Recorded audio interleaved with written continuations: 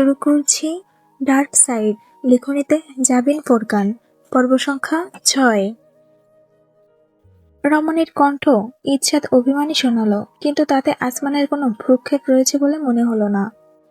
26 তলার অভিজাত রমণী হনহন করে হেঁটে এগোলো দরজার দিকে।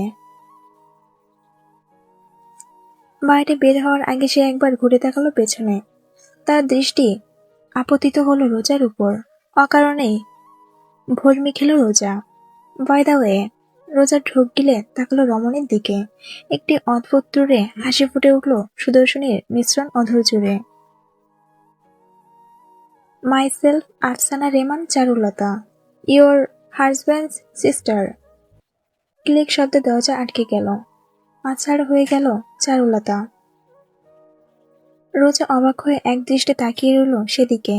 বাড়ির ছেলে কাউকে না জানিয়ে যদি বিয়ে করে বউ ঘরে তোলে, সেক্ষেত্রে তার পারিবারিক সদস্যদের আচরণ এতটা শান্তিপূর্ণ হতে পারে এমন কোনো ধারণাই রোজার ছিল না এতদিন। খেয়ে নিন। আসমানের কণ্ঠে রোজার মনোযোগ ভাঙল। ঘুরে তাকালো সে। প্রশ্ন করে কোনো লাভ নেই। তার সামনের বান্দা কোনোদিনও তাকে এইসব রহস্যের সমাধানে সহযোগিতা করবে না। আজ রাতে অনেক কাজ, এটুকু বলে একটি হটপট তুলে নিয়ে আসমান পুরোনায় দোতলায় আছাড় হয়ে গেল। একটি দীর্ঘ নিঃশ্বাস পরিত্যাগ করে রোজা ধপ করে কাগজে বসে পড়ল। তার জীবনে রঙ্গতামাশা এই যেন সূত্রপাত। ঈষাদ হোল্ডেতে তরল চুলে ভাসছে ছোট ছোট বুদবুদ। গ্লাসের মধ্যে আটলান্টিকে ভাসমান হিমবাহের ন্যায় ভাসছে বরফখণ্ড। ঝাঁকে দিলে ঢেউয়ের তরে সৃষ্টি হচ্ছে বুদবুদে ফেনা। এক চুমুকে সম্পূর্ণ গ্লাস নিমেষ করে দিল। পুনরায় আরেক গ্লাস পূর্ণ করতে লাগলো নিহাদ। তার বিপরীত প্রান্তে বসে থাকা ব্যক্তিটি অবশ্য এক্ষেত্রে ধীর স্থির। একটু একটু করে সে আস্বাদন করছে অতি মূল্যবান ইম্পোর্টেড পানীয়। আপনার অ্যালকোহল লিমিট এতটা কম হবে ভাবিনি আকাশ সাহেব। কিঞ্চিত জোরালো কণ্ঠে হাসল নিহাদ। তারপর চুমুক দিল নতুন গ্লাসে। আকাশ তার কথায় কোনো ভ্রুক্ষেপ করছে বলে মনে হলো না। সে ওই একইভাবে স্থির দৃষ্টিতে দেখছে নিহাদকে। চোখ বুজে সমস্ত তরল গলায় ঢেলে ঠাস করে টেবিলে গ্লাসটি রেখে দিল নিহাদ। হাতের উল্টো পিঠ দিয়ে ঠোঁট মুছে নিয়ে তাকালো আকাশের দিকে। তুমি কোনো মিশনে ব্যর্থ হবে ভাবিনি নিহাদ। আকাশের বক্তব্য নিহাদ কাঁধ তুলে ঠোঁট উল্টালো। ব্যর্থ হলাম কোথায়? আমাকে যে ঠিকানা দেওয়া হয়েছিল তা নিশ্চয়ই ভুল ছিল। আমাদের এক্সপার্ট টিম কখনো ভুল করে না। এবার আকাশের যান্ত্রিক দৃষ্টিতে নিজের জ্বলন্ত দৃষ্টি মেলালো নিহাদ। ঠোঁট বাঁকিয়ে সামনে ঝুঁকে বলল, আপনি বোধহয় স্বীকার করতে নারাজ যে কেবি গ্রুপের মাধ্যমে কোনো ভুল হতে পারে? আকাশ জবাব দিল না। স্থির দৃষ্টিতে পর্যবেক্ষণ করে গেল নিহাদের প্রতিক্রিয়া। তার কেন যেন মনে হচ্ছে এই ছেলেটা কোনো কিছু ইশারা করছে, কিন্তু সেই ইশারা আপাতত সে ধরতে পারছে না। পুনরায় চেয়ারে হেলান দিয়ে নিহাদ উদাস ভঙ্গিতে তৃতীয় গ্লাসের কিছু বরফ কুচি তুলে নিল। তারপর ঢালতে থাকলো পানীয় যতক্ষণ না উপচে পড়ে তা। ওই মেয়ে সেই দিন বাড়িতেই আসেনি। হয়তো আগেই টের পেয়ে কোথাও সটকে পড়েছে, নয়তো যথারীতি নিজের কাস্টমারের সঙ্গে বাইরে রাত কাটিয়েছে। গ্লাসে চুমুক দিল নিহাদ। এবার তাড়াহুড়া করল না। ধীরে ধীরে উপভোগ করতে থাকলো পানীয় উত্তেজনাকর স্বাদ। তাহলে আজ সকালে সে বাড়ি থেকে উধাও হলো কিভাবে? আকাশের প্রশ্নে এই প্রথম বিরক্তি প্রকাশ করল নিহাদ। গ্লাস নামিয়ে রেখে একটা হিচকি তুলে জানালো, আপনি বোধহয় ভুলে যাচ্ছেন আকাশ সাহেব, আমি ডিটেকটিভ নই, হিটম্যান। আমার কাজ গোয়েন্দাগিরি করা নয়, বরং যাওয়া এবং খতম করা। আর কিছু জিজ্ঞাসা করল না আকাশ। নিজের গ্লাস নিঃশেষ করে উঠল। পরিধানের স্যুটের কলার ঠিকঠাক করে নিতে নিতে বিড়বিড় করল, সে যাই হোক, ওই মেয়েকে তো পাকড়াও করা হবেই। যদি সে দোষী না হতো তাহলে নিশ্চয়ই এভাবে পালিয়ে বেড়াতো না। কিন্তু পালিয়েও বা আর যাবে কোথায়? All the best. বৃদ্ধা অঙ্গুলি তুলে নিহাদ নিজের ঝকঝকে দাঁত দেখিয়ে হাসল। তাতে আকাশের কপালে কয়েক সারি ভাঁজ পড়ল। এই ছেলেটা বড়ই বেপরোয়া। কোনো কিছুতেই এর প্রফুল্লতা কমানো যায় না। জটিল থেকে মারাত্মক সব কাজকেই সে হাসতে হাসতে করে, যেন এসব তার জন্য ছেলে খেলা। তাই কেবি গ্রুপের হিট টিমের নেতার স্থানটি বর্তমানে তার দখলে, আগে ছিল। নামটি মনে করতে চাইল না আকাশ। ওই নামটির সঙ্গে তার নিজের নামের অস্বাভাবিক এক মিল রয়েছে, যার দরুন তাকে স্মরণে আসলেও কেমন অশুভ এক অনুভূতি অনুভব হয়। মাথা ঝাঁকিয়ে পুনরায় চিন্তা দূর করে বের হওয়ার উদ্দেশ্যে এগোলো আকাশ। প্রতিমধ্য বলল, হোয়াট এভার ইউ সে নিহাদ, তবে কুকুর হয়ে মালিকের পায়ে কামড় বসাতে যাওয়ার পরিণাম কি হতে পারে তা কখনোই ভুলে যেও না। থমকে গেল নিহাদ। এই প্রথম তার অধর থেকে সর্বদা লেগে থাকা প্রফুল্ল হাসিটি উধাও হলো। মাথা কাত করে কাঁধের উপর দিয়ে পেছনে তাকালো Akash. You have a great example before you, don't you? এটুকুই। বার থেকে বেরিয়ে গেল আকাশ। অপরদিকে তখনও নিঃশব্দ বসমান নিহাদ। গ্লাসে তার হাত ক্রমশ চেপে বসেছে, কিন্তু পরক্ষণে আবার তার ঠোঁটে ভাসিয়ে উঠল হাসির জোয়ার। হে এক্সমল। নিজের ফোন চালু করলো নিহাদ। গ্যালারিতে ঢুকলো। তার সামনে ভেসে উঠল একটা ছবি। 4 তলা বিল্ডিং এর সামনে একটি ক্যাব দাঁড়িয়ে, তার সঙ্গে মাস্ক ক্যাপ পরিহিত এক যুবক এবং সালোয়ার কামিজ পরিহিতা যুবতী। উভয় ক্যাবে প্রবেশ করেছে। ছবিটির দিকে চেয়ে গ্লাস ঠোঁট ছোঁয়ালো নিহাদ। হাসতে হাসতে বিড়বিড় করলো, yes, he is a great example of our year. ক্লাবটির নাম পাতাল, যার অর্থ ইংরেজিতে করলে দাঁড়ায় আন্ডারগ্রাউন্ড, এবং ইটালিয়ানে ইল মন্দো স্যাতরানেরো।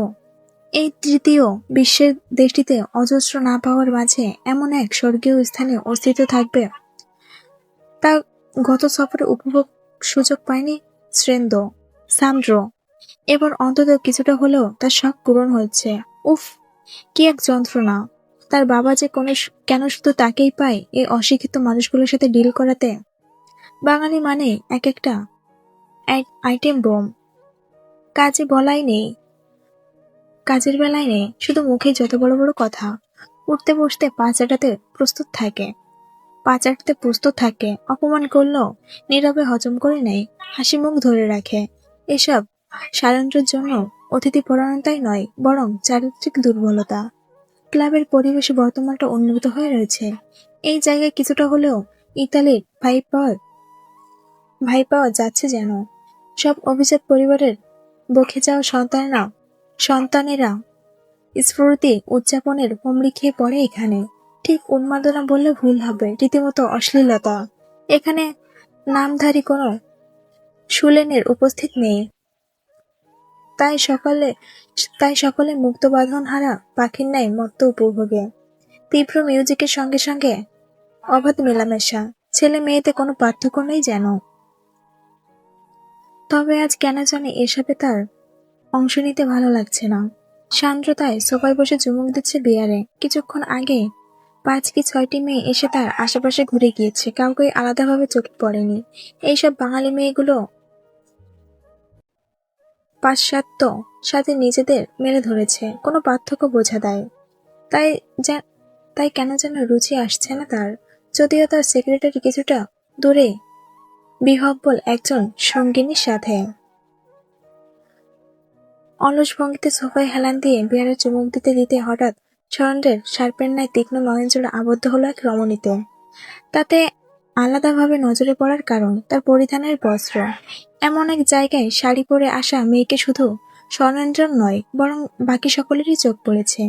গাঢ় খয়েরি রঙের ঝকঝকে ধুতি ছাড়ানো শাড়ির সঙ্গে কালো হাতবিহীন টপস বেশ মানিয়েছে। মেয়েটি আহামরি সুন্দরী নয়, তবুও তার চেহারায় এবং অবয়ব এতটাই আকর্ষণীয় ঠেকছে যে সরেন্দ্র নিজের দৃষ্টি ফেরাতে পারছে না। বাঙালি রমণীর চরণে ভিন্নকর নির্লজ্জের মতো তাকে আপাদমস্তক পর্যবেক্ষণ করে গেল সরেন্দ্র।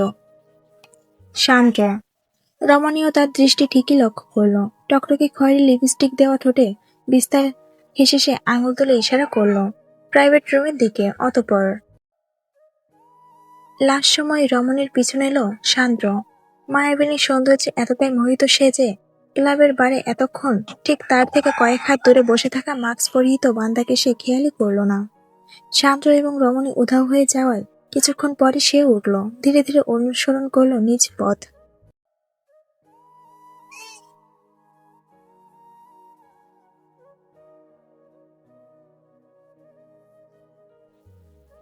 কিরিচ কিরিচ, ধাতুতে ধাতু ঘর্ষণের শব্দ। ক্রিচ। দাঁড়ালো প্রান্ত দুটি একে অপরের তীক্ষ্ণতার পরীক্ষায় উপনীত হয়েছে। এমন ধ্বনি সারেন্দ্রকে যেন ধীরে ধীরে অশানিশার দুনিয়া থেকে বাস্তব পৃথিবীতে টেনে আনতে শুরু করলো। মিট মিট করে চাইল সে, দৃষ্টিশক্তি ঝাপসা রইল বেশ কয়েক সেকেন্ড। তা কিছুটা স্বচ্ছ হয়ে আসতেই সে নিজেকে আবিষ্কার করলো এক অন্ধকারাচ্ছন্ন জায়গায়। নড়াচড়া করতে গিয়েও সক্ষম হলো না। তার সমস্ত শরীর কেন কোন নাইলের দড়ি দিয়ে শক্তভাবে বাঁধা রয়েছে কিছুর সঙ্গে। নাইলেনের দড়ি দিয়ে শক্তভাবে বাঁধা রয়েছে কিছুর সঙ্গে। ক্রিচ ক্রিচ শব্দটি তার কর্ণগহ্বরে আঘাত করে করে চলেছে কোনো এক পরাশক্তির মতন। হৃদযন্ত্র তার স্পন্দিত হচ্ছে দ্রুত লয়ে, যেন মস্তিষ্ক পরিস্থিতির জটিলতা কিংবা ভয়াবহতা উপলব্ধি করতে শুরু করেছে। কিভাবে এখানে পৌঁছালো সে?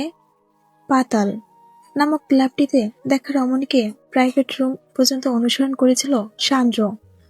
উপভোগ উপভোগের পূর্ব মুহূর্তে তারা দুজন ড্রিঙ্কস করার সিদ্ধান্ত নেয়। উইস্কিতে চুমুক দিতে দিতে সান্দ্র নিজের দৃষ্টি দিয়ে বাঙালি রমণীর শরীর মাপঝোপ সেরে ফেলেছিল। অতঃপর যেই না ক্ষুধার্ত পশুর ন্যায় নিজের শিকারের উপর হামলে পড়তে চেয়েছিল, এরপর আর কিছুই মনে নেই। হতভম্ব হয়ে থাকলো সান্দ্র। ব্যাপার কি? তার স্মৃতিশক্তি কোনো কালে এতটা দুর্বল ছিল না যে কোনো নারীর সঙ্গে রাসলীলার মুহূর্তে সে স্মরণ রাখতে পারবে না। তবে কি এরপরে আর কোনো স্মৃতিই নেই? ক্রিচ ক্রিচ। আহ, স্টপ ইট! সপ্রতি সহ্য করতে না পেরে চিৎকার করে উঠল সান্দ্র। তাতে কয়েক সেকেন্ডের জন্য সবকিছু থেমে গেল। একদম পিনপতন নীরবতা ভর করলো স্থানটিতে। শুধুমাত্র বহুদূর থেকে কিছু ডাহুক পাখির কলতান ভেসে এলো। 1 সেকেন্ড, 2 সেকেন্ড, 3 সেকেন্ড, তারপর ক্রিচ ক্রিচ। ফাকিং! মাথা ঝুলে পড়ল সান্দ্র। সমস্ত শরীর তার ক্রোধে তিরতির করে কাঁপছে। প্রচুর টানাটানি সত্ত্বেও কিছুতে নিজেকে দড়ির বাঁধন থেকে মুক্ত করতে পারছে না সে। উল্টো এ যেন এক ভিন্ন রকম ফাঁদ। যত চেষ্টা করছে, শৃঙ্খলটি তাকে চারদিক থেকে আরো শক্তভাবে পেঁচিয়ে ধরছে। খানিকটা চোরাবালির মতন। বাঁচার জন্য মানুষ যত প্রচেষ্টা করে, তত তাকে গভীরে টেনে টেনে ধরে আশ্চর্য প্রকৃতির সৃষ্টি। শব্দটি থামার কোনো নামগন্ধ নেই, বরং সময়ের সঙ্গে যেন পাল্লা দিয়ে বৃদ্ধি পাচ্ছে তার দূরত্বতা। সান্দ্রর দৃষ্টিশক্তি সম্পূর্ণ ফিরে এসেছে। আঁধারের চোখ অভ্যস্ত হয়ে পড়ার কারণে সে বর্তমানে আরো স্পষ্টভাবে সবকিছু অবলম্বন করতে পারছে। যে স্থানটিতে তাকে বেঁধে রাখা হয়েছে তাকে ঠিক কি বললে আখ্যায়িত করা যায় সরেন্দ্র জানা নেই। এদেশি গুদামঘরের সঙ্গে সে মোটেও পরিচিত নয়। মাটির তৈরি মেঝে, চারপাশে করকেড টিনের দেওয়াল, উপরে ছাদটাও খুব সম্ভবত টিনের তৈরি। সান্দ্র যখন মুখ তুলে তাকালো তখন ঠিক নিচে মাথার উপর জায়গাটিতে খোলা আকাশ এবং তাতে ভাসমান চন্দ্রটি দেখতে পেল। তার মাথার উপর বেশ কিছু অংশ জুড়ে ছাদের কোনো অস্তিত্ব নেই। ধাতুতে ধাতু ঘর্ষণের শব্দটি বর্তমানে এতটা জোরালো হয়ে উঠেছে যে নিজের মনোযোগ ঠিকই রাখতে পারল না সান্দ্র। ভ্রু কুঁচকে সামনে চাইল। ছাদের ফাঁকা অংশ দিয়ে চুইয়ে পড়া চন্দ্রাংশে জ্যোৎস্না আভায় সে পরাভাস্ত দৃশ্যটি প্রথমবারের মতো দেখতে পেল। তার সমস্ত শরীরে এক তীব্র শিহরণ প্রবাহিত হয়ে গেল সহসায়। একটি চেয়ারে বসে রয়েছে একজন, পরনে অগণিত প্যাকেট সম্বলিত গাভাডিন এবং লেদার জ্যাকেট। জ্যাকেটের চেন তোলা একেবারে গলা পেঁচিয়ে চিবুক পর্যন্ত। চিবুকের ওপরের অংশ আবৃত নেট টু ফেস মাস্কে।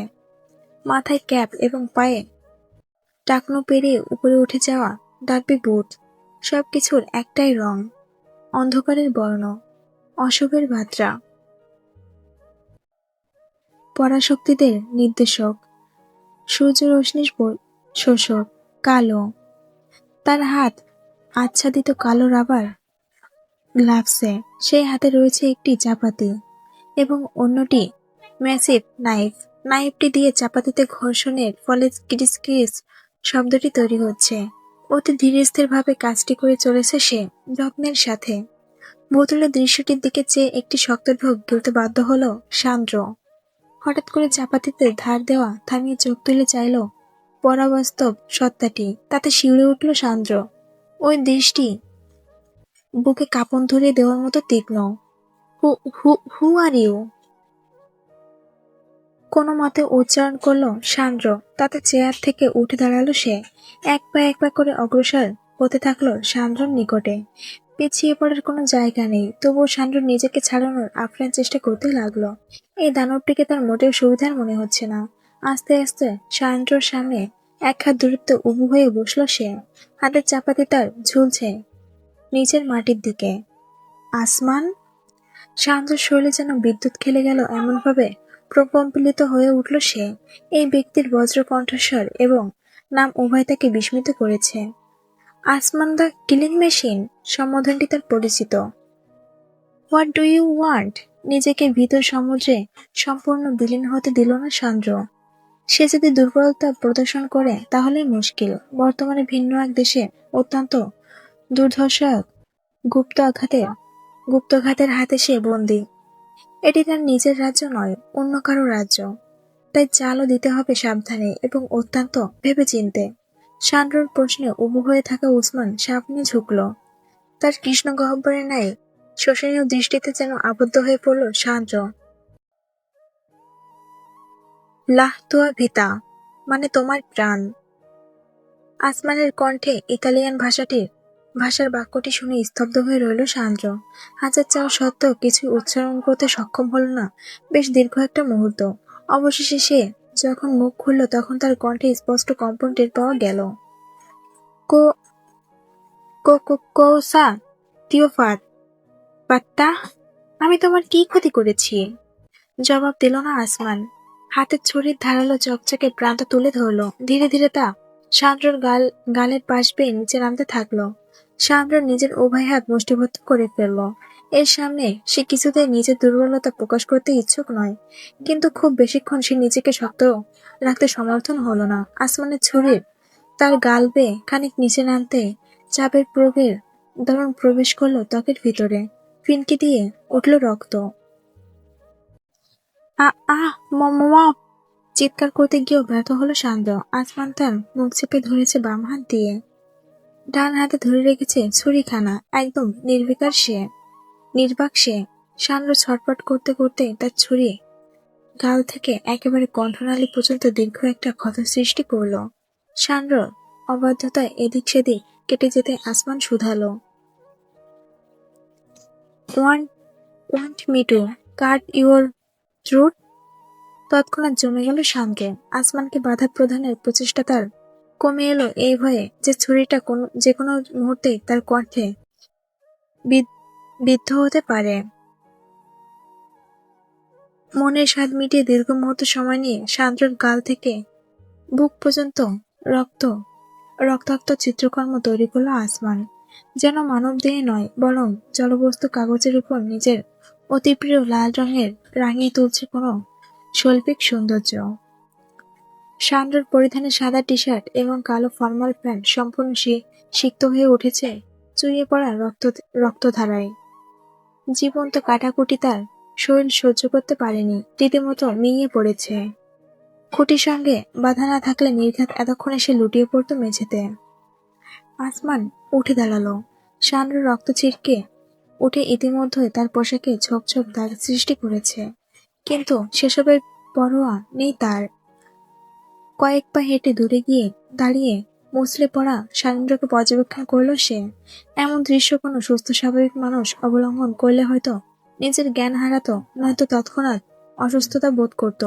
দৃশ্যটির ভীতিশিকা তাদের রাতের ঘুম হারাম করে দিত নির্ঘাত। কিন্তু সান্দ্রর বিকৃত চেহারা এবং রক্তাক্ত মানচিত্র চিৎবুক ও আসমানকে ঠিক সন্তুষ্ট করতে পারল না। তার মস্তিষ্ক শুধু একটি কথাই তাকে বলে চলেছে, এতটুকু যন্ত্রণা যথেষ্ট নয়, আরো চাই।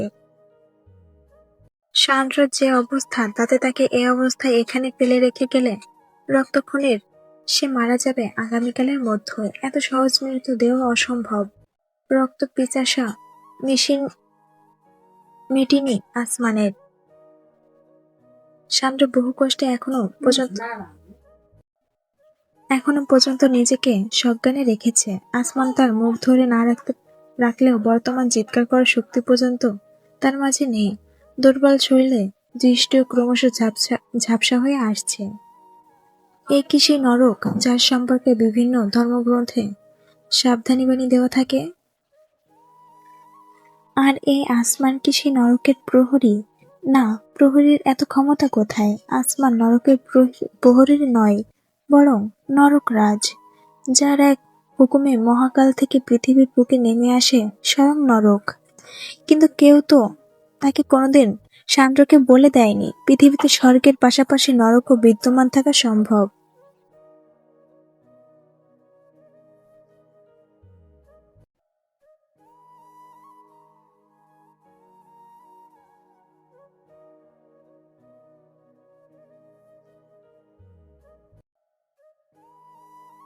নিজের ইটালিয়ান ব্যবসায়ী পিতার একমাত্র সন্তান সান্ড্রো, যার অধীনে শাসিত হয় গোটা একটি বিজনেস এম্পায়ার এবং মিস্টিক রিপার খ্যাত মাফিয়া গোষ্ঠী। জীবনে সহস্র পাওয়ার ভিড়ে কোনোদিন না পাওয়ার কি তা টের পায়নি সান্ড্রো।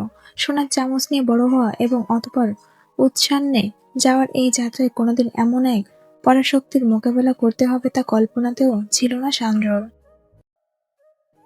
এই আসমান কি আদতে একটি মেশিন, নাকি বৃদ্ধ উন্মাদ, নাকি বদ্ধ উন্মাদ?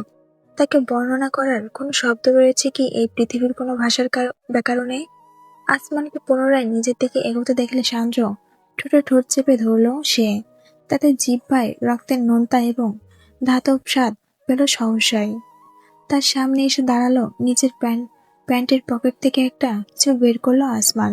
ভালো মতো তাকিয়ে সান্দ্র উপলব্ধি করলো জিনিসটি একটি সিরিঞ্জ। যথাযথভাবে উল্লেখ করলে একটি ফাঁকা syringe. No no, crazy psycho, you are a fucking psychopath, damn it. সান্দ্রর দুর্বল কণ্ঠের প্রতিবাদী ধ্বনিতে বিন্দুমাত্র আগ্রহ বোধ করল না আসমান। দুই হাতে সিরিঞ্জটি তুলে ধরে পিস্টন টানল। কোনো ঔষধ কিংবা তরলে নয়, বায়ুতে পূর্ণ হতে থাকলো সিরিঞ্জটি।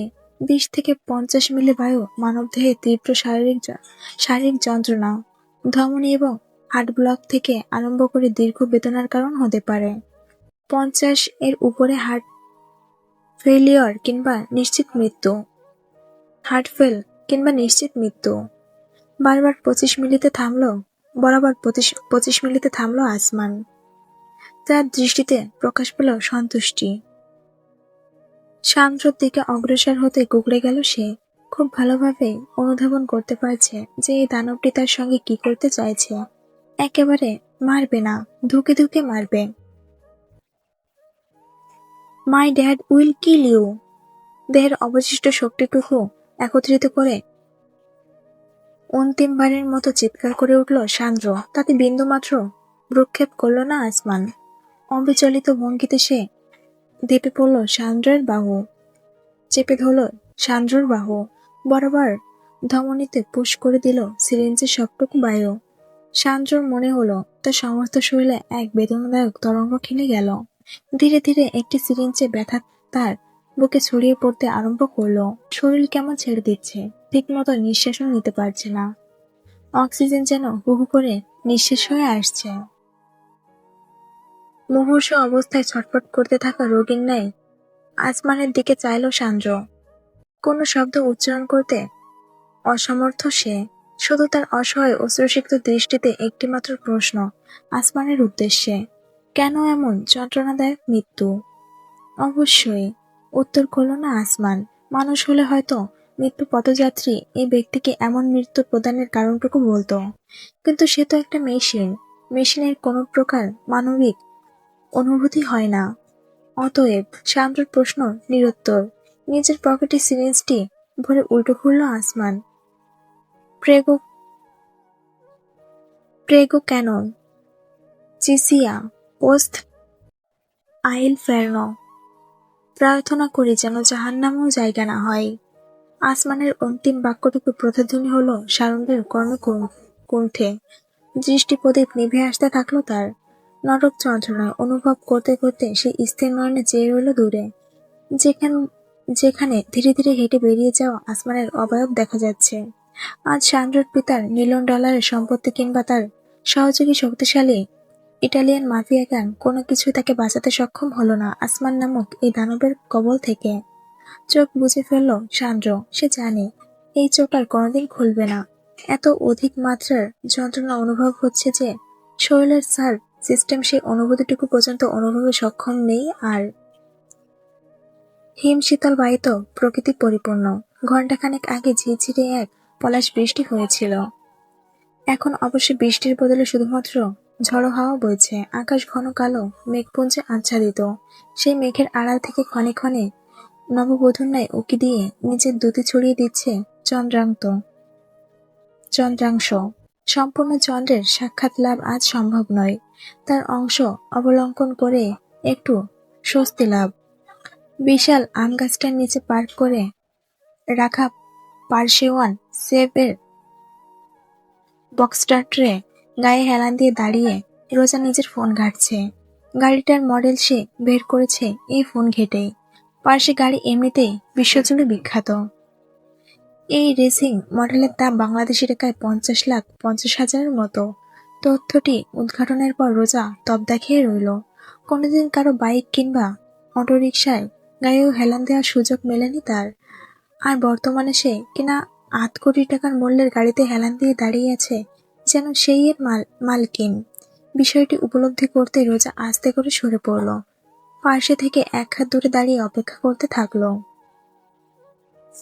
কিছুক্ষণ আগে ঘূর্ণিঝড়ের অংশ দেশের চট্টগ্রাম অঞ্চলে প্রবেশ করেছে এমন নিউজ দেখেছে রোজা। ঢাকার দিকে ধেয়ে আসতে খুব বেশি দেরি নেই। আবহাওয়া উন্মাদনা তাই অনুভব হচ্ছে বেশ। পায়চারি করতে থাকলো সে। পরক্ষণে খয়েরি শাড়ি আর হাতছাড়া টপে শীতল বায়ুকে ঠেকাতে সক্ষম নয়। শরীরের লোম পর্যন্ত দাঁড়িয়ে যাচ্ছে বায়ুর ঝটকা এলে। আজ একটা ক্লাবে থেকে কোনো এক ইটালিয়ান শিকার পাকড়াও করতে আসমানকে সাহায্য করেছে রোজা। অবশ্যই কোনো প্রশ্নের বলারই ছিল না। তাদের মধ্যকার ডিলের প্রধান শর্ত ছিল বিনা প্রশ্নে আসমান যা বলবেন তা করতে বাধ্য থাকবে রোজা। তবুও চিন্তা না করে সে থাকতে পারছে না। একের পর এক মানুষকে নৃশংসভাবে হত্যা করছে আসমান। কিসের জন্য? শুধুমাত্র নিজের ইন্দ্রিয় তৃপ্তির আশায়? আসমান কি আদতে মানসিকভাবে সুস্থ? কিন্তু তার আচরণ ব্যবহারে তাকে যথেষ্ট বিচক্ষণ মনে হয়। এসবের মাধ্যমে কোনো উদ্দেশ্য হাসিল করতে চাইছে আসমান। শুধুমাত্র খুনই নয়, তার খুনের ধরন অতিরিক্ত পাশবিক। এহেন বর্বরতার কারণ রোজা মিলিয়ে উঠতে পারল না। আসমান তার কাছে বরাবরের মতো এক অধরা রহস্যই রয়ে গেল। ঠিক কতক্ষণ রোজা অপেক্ষা করেছে হিসাব নেই। হাত ঘড়িতে বর্তমান সময় দেখাচ্ছে ভোর রাত 3:35। এর মাঝে এমন এক নির্জন স্থানে গাড়ির পাশে দাঁড়িয়ে একলা রোজা। তার সামনে খানিক অরণ্যের মতো জায়গা। তার ওপাশে খুব সম্ভবত আগে বসতি ছিল কোনো অবৈধ কারখানা। সেখানেই টেনে নিয়ে যাওয়া হয়েছে সান্দ্রকে। রোজা আসমানকে অনুসরণ করেনি।